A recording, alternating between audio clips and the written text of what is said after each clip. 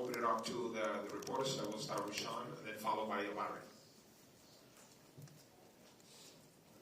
The gentleman over here. Thank you. Congratulations, guys. Brilliant race. Question, I guess, first of all for Kashane, was there a moment you thought you had it, and how does it hurt the second year in a row that you will go? And just for Oblique, most people won't know your background growing up, so if you maybe talk a little bit about that and how much this moment means to you. Thank you. Yeah, I think you said if I thought I got it in the race. You thought you were going to win. Was there a moment like 67 you thought I can... No, I was really locked in on executing the race. I was literally just talking to myself. But when it came like probably the last 5 meters, yeah, I saw he was moving, and then I was like, oh, yeah, I didn't get it. Yeah, so, yeah. Can you repeat the question, please? Yeah, just most people will have seen your brilliant performance, but they won't necessarily know about your background and growing up and how. Tell us a little bit about that and what this means to you, this moment to be finally world champion. Yeah, as I said before, it's a tremendous feeling for me because at home I live in a small community, which I am one of the ones that had talent here, and it's something great knowing that I come from a small town and know I'm becoming the world champion. And the same for Usain Bolt because he's from a country here in Jamaica and I am from a country here in Jamaica. So we actually share the same similarity in growing up. So it's an amazing feeling. Thank you, Larry over here, and then the lady in the back. Larry Eater with Run Blog Run. Congratulations to all three of you. It was one of the most exciting races I've ever seen. Here's my question. When a false start happens like that in a race, how do you go past that? Do you just kind of turn it off? Shane, you first. I can't really speak for everyone, but for me, it's always a possibility. You just gotta for me, it always clicks like, okay, false start, let's go again. It's never something like it's gonna choke me off. It's a race, things like that gonna happen. So you just gotta know it. You just gotta adapt and overcome. It's a question from the lady at the back, and then followed by the gentleman here. There will be another question at the back over there. So okay, thank you. We'll get to you in a moment. Go ahead. Thank you. From Xinhua News Agency. So first, congratulations for all the gentlemen. So today we see Usain Bolt here today, and it feels like that he's still the most successful, the biggest commercial star in track and field. So nowadays you guys are the leader of the sport. So I just wonder, how do you see the market for athletics nowadays, and where do you see it going in the future? Thank you. Have you directed that question to a particular athlete or? That's Noah. Or the field? I think Noah is the best person he's the marketing person. I appreciate this question being given to me, I guess. I'd say that right now we constantly prove that we're the fastest in our sport is elite. I don't think that's should be what we should be pushing or the storyline that we should be driving when trying to prove to the rest anymore. I think it should be through culture. In a lot of sports, in a lot of countries, they already have their top 3 best sports, and that's fine, but when you get involved with culture, that's when people start taking, a look and being like, oh, what are they doing over there? Like, oh, that looks fun. And I'm not too far more, but I have a very big love for Japan, and I'm very honored that they have a love for me. And I don't know, yes, it probably comes from winning medals, but it also comes from just my love of Japan and my love of anime, and constantly, I've probably done like 70 Kamehamehas today to the fans, and that has nothing to do with winning or losing. That was just simply, they felt like they could gravitate or connect culturally with me instead of just, hey, did this person win or lose? So I would say that going into the future, let's really harp on wherever we're going, getting in on the culture, ground level, side door, and then you will see probably the energy build up faster than just trying to take over the top. Thank you. We'll go here, and then that will be followed by Angela, and the gentleman here, and then Noel. Freedom Cities, Mark, congratulations everyone. Notice for you, in Zurich, you posed the hypothetical that would you take the bronze medal and the world record in the 200 or all the gold medals? You've got the bronze medal. Are we looking at the 200 meter world record in a few days? I don't know. I mean, looks like I'm prophesying some stuff over here. I guess we'll have to watch and find out. But it should be a lot of fun. I mean, I know that Letsile's hungry. I know Kenny's hungry. I know that probably the rest of the field is hungry. So I highly doubt that it's going to be a slow race. Angela, over there, we have a couple of questions here before getting to you and Alan as well. Thank you. Angela Checker for the World Athletics Media Academy. Shane, I was just really curious about the hand gesture, the hand sign you do when your name is announced, what the meaning behind that is? No, you know what it means? I'm assuming it's a reference to some anime. I just don't know the exact one.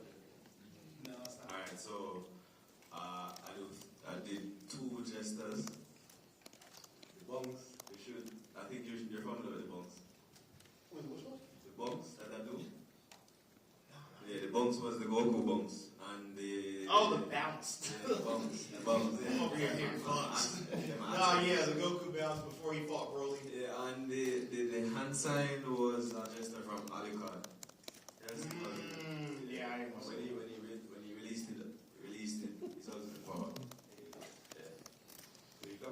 Thank you. So two questions here from the front, and then we'll get into to my left. Please. I'm from Japanese Sports Media. This question for Noah. You talked about the love of Japanese anime, and I think to be able to perform at the top level, you have to be prepared, and not only physically but also mentally. With that said, is there anything you learned from Japanese anime to be prepared for mentally? Yeah, of course. Before we continue, I think you guys might have already noticed, but Kishin is a pretty big anime fan as well.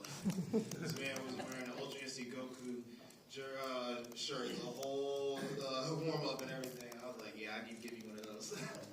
But, yeah, I mean, perseverance, trying through difficult times, grief, getting over grief, love, inspiration, going through, it's all in there. I mean, I feel that people will hear the word anime and be like, oh, it's just a fad. It's like, no, it's a medium. It's just a way to tell stories. It's just like picking up a book. Do you like fiction? Do you like horror? Do you like nonfiction? It has everything. And by watching these stories that are bigger than life, sometimes you look at it and you're like, wow, I never saw it in that way. I think the greatest line in a lot of anime is just watching the first episode of One Piece and Luffy just saying, I'm going to be Pirate King. Everybody just laughs at him. Taking that mentality into everything you do, it doesn't matter who thinks that you can do it. It doesn't matter if they think that you're going to accomplish it or not, or you're going to fail or die trying. All that matters is you believe it. And every time you believe it, it gets stronger and stronger and stronger every time. Thank you. Question we had Noel, and then follow with the gentleman here, and then Alan. My question is for Oblique Seville. Oblique, you would have gone through a lot of trials and tribulations, injuries, other setbacks. This year, your preparation was a bit different. You even, debuted on the Diamond League circuit, something you and I would have spoken over the years. Do you think that your preparation this year would have contributed to you winning the gold medal, becoming world champion? Honestly, what would I say? So yes, to be honest, and throughout the years that I've been performing, it's just that injury is always the thing that always stopped me. And this year, I have a little now and then, but I show my dominance straight throughout the season, and I said,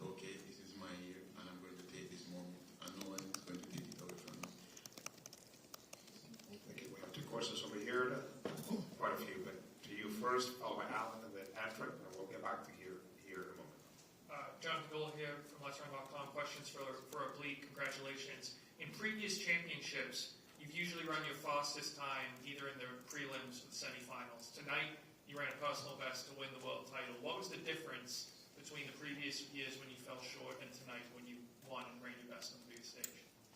The difference is that I'm healthy. Alan?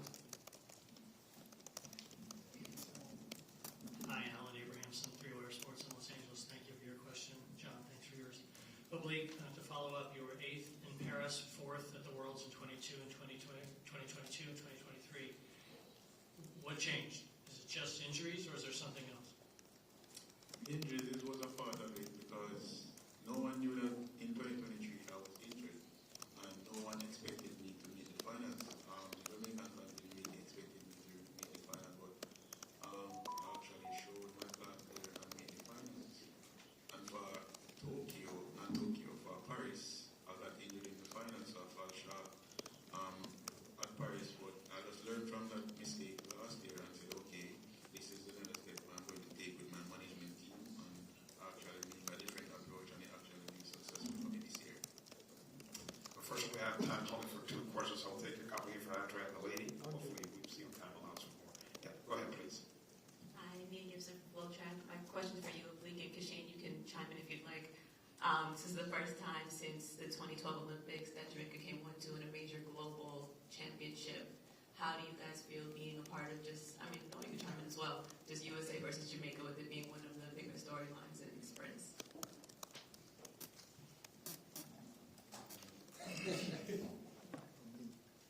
Okay, if you check the statistics in track and field, it's the same code but different athletes. Stephen Francis, Coach Lyles, and Glenn Mills. So throughout the years of track and field, it's those coaches that have other athletes that prove themselves over and over through the years. So it's actually something good for us right here. It's just that we are just rewriting history.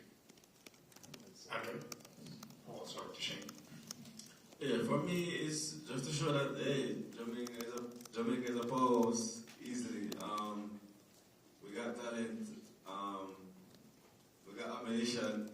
So, yeah, I'm just going to leave it at that. Public pretty much said everything. In light of maybe not stirring the pot, I think I'm going to stay silent on this one.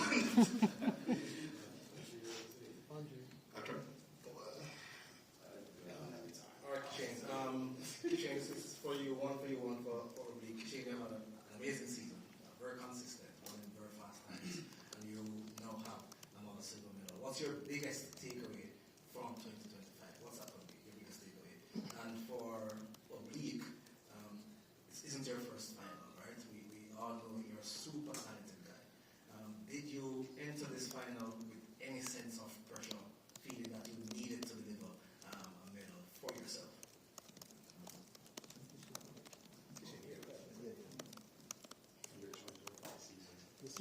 Overall season. My 2025 season was a really exceptional season. It has been a season. It has been a season, bro. It's the longest I've competed, and I'm really grateful. I never ran so many races in my life. I mean, everyone knows my typical story, which is not really so typical, of being held back because of injury. But I'm really grateful. I got a lot of battle experience. A lot of battle experience running with these two and all the other great competitors. So I'm just super grateful. It allows me to even know how much more capable I am, and yeah, I'm learning bit by bit.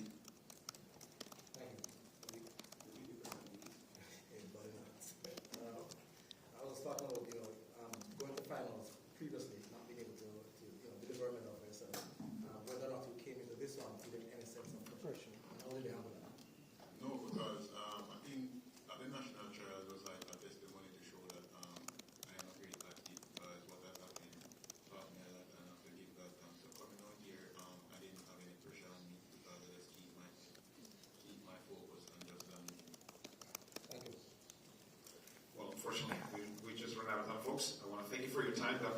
press conference for the men's 100 meters to a close.